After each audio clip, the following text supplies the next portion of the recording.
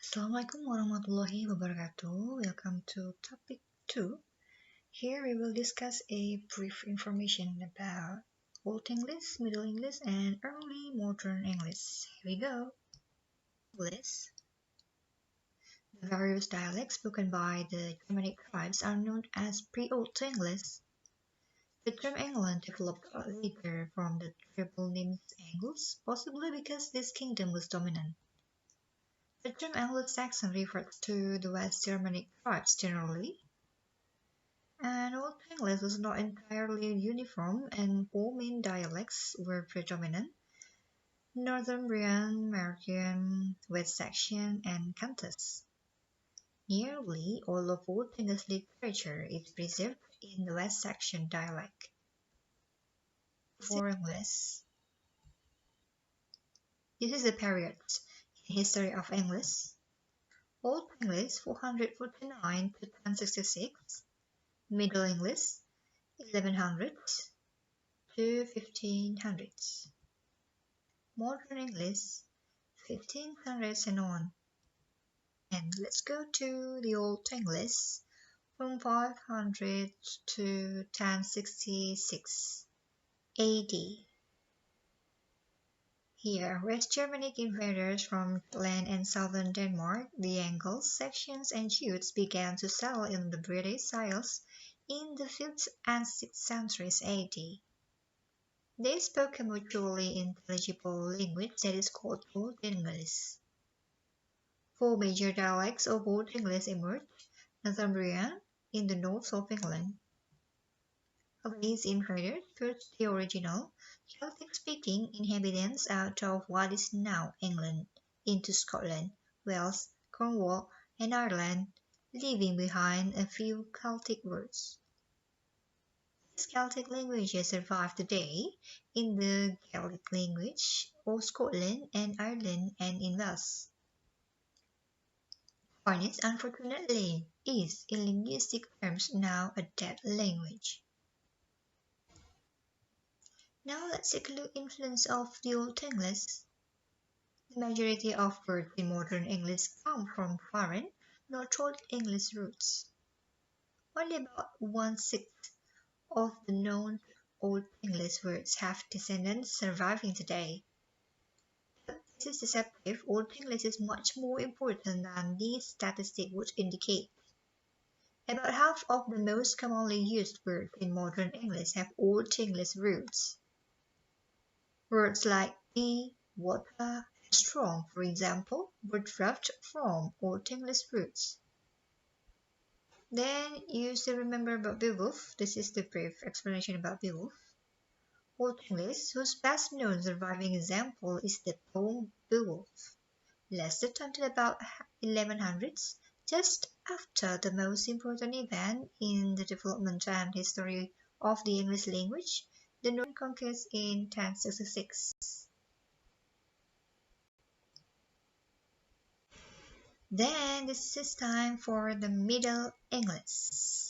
The Anglo-Norman period is in 1066 to 1350 AD. The Norman conquest of Britain took place on October 14th, 1066, or the Battle of Hastings.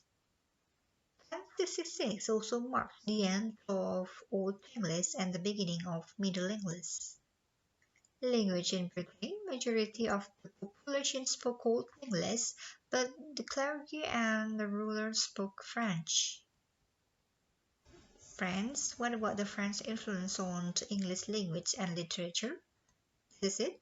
Heavy consonants of Anglo-Saxon was changed to softer French. English begins to become standardized. Lines of communication are opened throughout the country. Alliteration and chasseur are replaced with rhyme and meter, lembic, pentameter, and rhymed couplet. French culture influenced Anglo-Saxon mindset or Arthurian legend and courtly love. Feudalism is introduced to England. Strong influence of the church.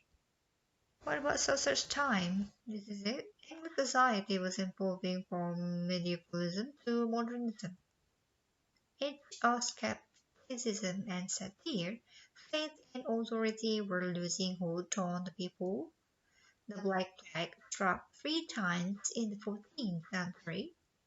Social structure became unstable.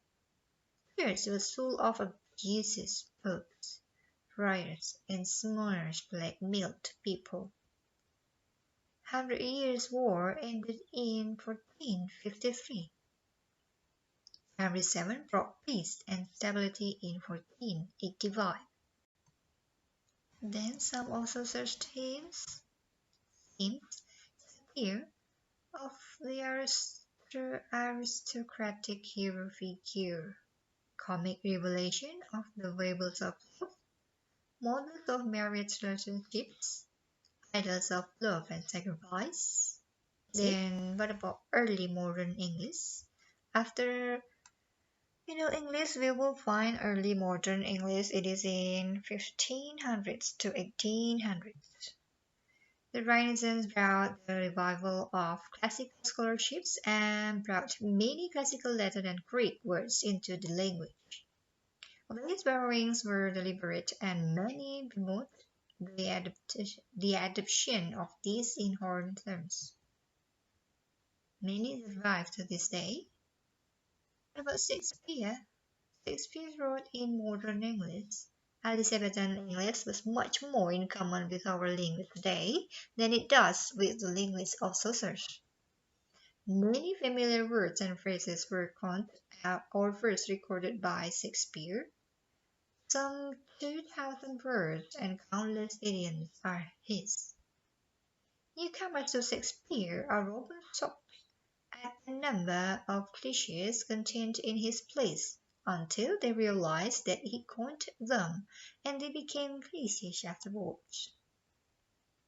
One fell swoop, vanish into thin air, and flesh and blood are all Shakespeare's. Words he bequeathed to the language include critical, leapfrog, majestic, dwindle, and pedal. So that's all the brief information about before English, Old English, Middle English, and early modern English. I'm so sorry if maybe this explanation is too fast, so feel free to ask me anytime. Thank you. Wassalamualaikum warahmatullahi wabarakatuh.